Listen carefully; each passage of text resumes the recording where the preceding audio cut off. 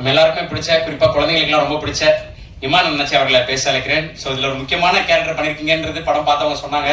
So தொடர்ந்து ரொம்ப சூஸியான படங்கள் பண்ணிட்டு இருக்கீங்க இப்போ சமீபமாக. அதில் இந்த படம் உங்களுக்கு மிகப்பெரிய அளவில் வெற்றி அடையணும்னு சொல்லி வாழ்த்துக்கிறோம் சார். ப்ளீஸ்.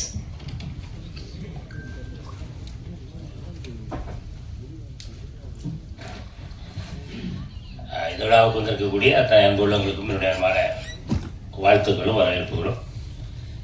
கான் சிட்டி படத்தில் நானும் ஒரு கேரக்டர் பண்ணியிருக்கேங்கிறத விட அந்த கேரக்டருக்கு செலக்ட் பண்ண இயக்குனர் அவர்களுக்கு என்னுடைய அன்பான நன்றிகள். ஏன்னா இப்போ அந்த படத்தில் அண்ணன் சொன்ன மாதிரி தான், நம்ம கணேசன் எல்லாம் சுட்டு போன மாதிரி நம்ம தம்பி கேமராமேன் தம்பிலாம் அந்த பிகினிங்கில் தான் வருவாப்பில் சொல்லக்கூடாது. இப்போ நான் இறங்கும் போதே அப்படி உள்ளே இறங்கி போகும்போதே எனக்கு ஒரு சின்ன எல்லாம் ஒரு நம்ம ஷூட்டிங் வந்திருக்கோமோ நம்மள ஏதோ காலேஜுக்கு வந்து எல்லாம் யங்ஸ்டராக அப்படி போயிட்டே இருக்காங்க. நான் ஒரு ஆள் தான் கொஞ்சம் அப்படி முடியெல்லாம் கொஞ்சம் நரைச்சாலும் நான் ஒரு ஆள் தான் நினைக்கிறேன். அதில் அப்படியே பார்க்கும்போது அப்புறம் டேரக்டர் கேட்டேன், தெரியுமா இது கரெக்டாக தான் செலக்ட் பண்ணிருக்கலாம். இல்லை என்ன இல்லை, இந்த கேரக்டர் அது நீங்கள் தான் பண்ணணும் அப்படின்னு சொல்லி நான் கதை எழுதும் போதே உங்களை வச்சு தான் எழுதுனேன் அப்படின்னாரு. அதற்கு மீண்டும் இயக்குனர் அவர்களுக்கு என்னுடைய அன்பான நன்றி. அப்புறம் ஹீரோ சார், அந்த படம் வந்து நம்ம அர்ஜுன் தாஸ் சாருக்கு வந்து இந்த படம் கண்டிப்பாக ஒரு மிகப்பெரிய ஒரு வெற்றி படம் சார், அதில் மாற்று கருத்து இல்லை. ஏன்னா அதில் அவர் கூட நான் நடிக்கும்போது அது கதை சொல்லக்கூடாது இருந்தாலும் ஆமாம் பல கேரக்டரில் வருவார் என்ன. அதில் ஒன்று அவருக்கு அந்த மேக்கப்புக்கே பல மணி நேரங்கள் எடுத்துச்சு. அதில் அவ்வளோ ஒரு பொறுமையாக அவ்வளவு ரொம்ப பொறுமையாக இருந்து அந்த கேரக்டர் நடிக்கும்போது எனக்கு ஆச்சரியம், அவர் அண்ணன் கூட தான் நடிக்குமா வேறு யாருமே நடிக்குமாங்கிற அளவுக்கு அந்த கெட்டப்பு வந்து ரொம்ப அருமையாக இருந்துச்சு. கண்டிப்பாக மக்கள் மனசில் அது நிற்கும். தொடர்ந்து இன்னும் நிறைய வெற்றி படங்கள் உங்களுக்கு தேடி வரணும், என்னுடைய வாழ்த்துக்கள். அப்புறம் எங்கள் அம்மா, எங்கள் அன்பு சகோதரி அம்மா வழிகிருசி அம்மா, அவங்க வந்தோடனே சொல்லிட்டாங்க, யார் அண்ணாச்சியோட தம்பியா அப்படின்னு சொல்லி வந்தோடனே கேட்டாங்க, இல்லைம்மா ஒரு படத்துக்கு மீசை எடுத்துட்டேன் அப்படின்னு. ஏன் நல்லா இருக்கு, இதை அப்படியே மெயின்டைன் பண்ணுங்க அப்படின்னாங்கள. அம்மாவுக்கு என்னுடைய நன்றி. ஹீரோயினுக்கு என்னுடைய வாழ்த்துக்கள். பாபு வணக்கம். பரவாயில்ல, ஆடியோ லஞ்சுக்குள்ள வரீங்களா, ஆச்சரியமாக இருக்குது. ஏன்னா வாழ்த்துக்கள். மற்றபடி அண்ணன் எல்லாருக்குமே நம்ம அண்ணன் எல்லாருக்கும் வாழ்த்துக்கள். நம்ம டான்ஸ் மாஸ்டர் பின்னாடி போய் உட்காந்துருந்தீங்க, முன்னாடி வந்து உட்காரலாம்ல. அப்புறம் நான் தான் முன்னாடி உட்கார வச்சுருக்கேன். இந்த படம் மிகப்பெரிய வெற்றி பெறணும். பவர் ஆஃப் பிக்சர்ஸ் அப்படின்னு சொல்லி பவரில் கை வச்சுருக்கீங்க அப்படிதானே. பவரில் கை வச்சது காரணம் நீங்கள் தான் உங்களுக்கு இல்லையா. அவள் இப்போ எங்கே பார்த்தாலும் பவரை பற்றி தான் பேசிகிட்டு இருக்காங்க.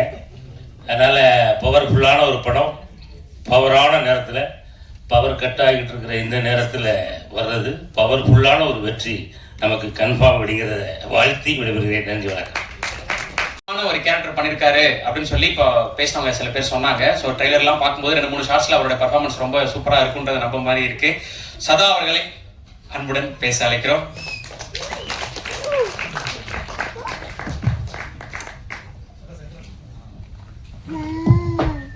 Hello, good evening. சரி, என் பேர் சதானந்த். ஸோ இந்த ஃபஸ்ட்டு ஃபிலிம். ஸோ எல்லாத்துக்கும் தேங்க்ஸ் ட்ரெய்லர் பார்த்ததுக்கு. ஸோ மெயின் தேங்க்ஸ் வந்து எனக்கு வந்து ஒரே ஒரு ஆள் தான், ஹரிஷ் துரைராஜன்னா. ஸோ ஹரிஷ் துரைராஜன்னா எனக்கு ஒரு 3.5 இயர்ஸாக தெரியும்.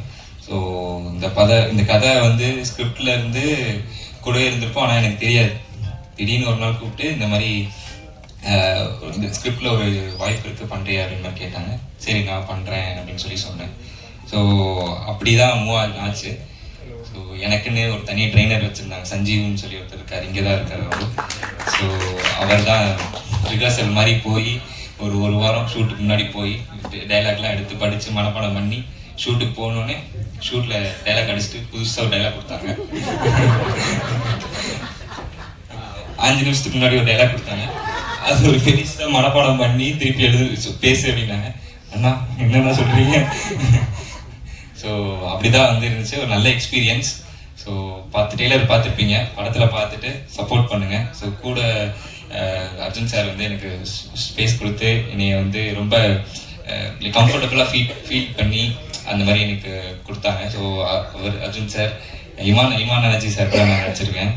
அப்புறமா வந்துட்டு யோகி பாபா நான் வந்து வரும்போதே பேசதா அப்படின்னு ஏதாவது போட்டுகிட்டே போவாரு. ஸோ தேங்க்ஸ்ண்ணா. ஸோ தேங்க்யூ அடி மேம், தேங்க்யூ அனபன் மேம். ஸோ ஸோ அதான் பார்த்துட்டு சப்போர்ட் பண்ணுங்கள் press and media and audience. Thank you so much.